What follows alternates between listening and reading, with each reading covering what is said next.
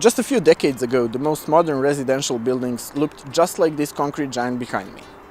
This architectural style, which originated from France, is most known as brutalism, a word coming from the French phrase béton brut, meaning raw concrete. Basically, those are buildings made from prefabricated concrete blocks.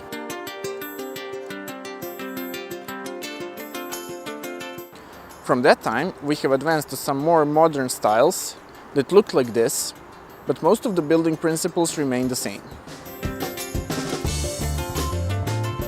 In case you didn't already know that, the French are in the lead again when it comes to building innovations.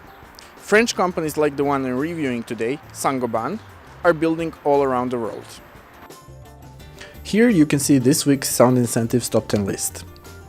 These companies are all good when it comes to their business model and corporate governance.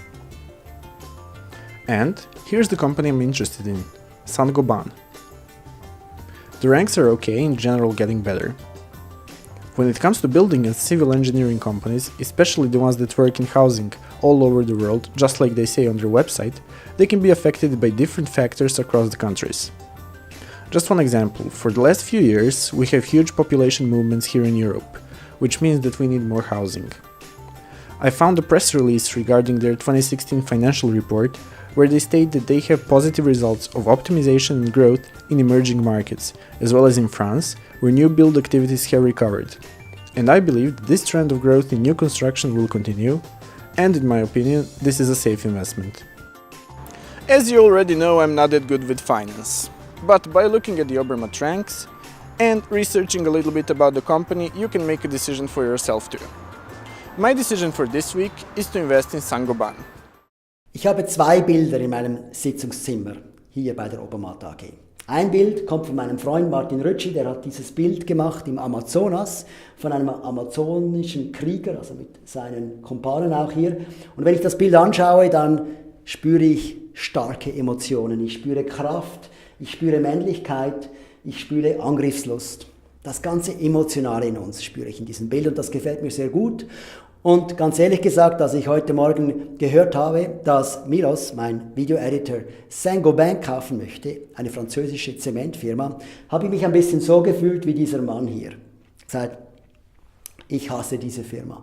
Und zwar aus einem ganz einfachen Grund, weil sie ein Schweizer Juwel kauft, die Sika nämlich, und ich möchte gern, dass die Sika in der Schweiz bleibt. Ja, so habe ich mich gefühlt. Aber was jetzt ganz wichtig ist, ich habe noch ein anderes Bild hier im Büro bei Obermatt. Und dieses andere Bild wurde gemacht von einem chinesischen Künstler.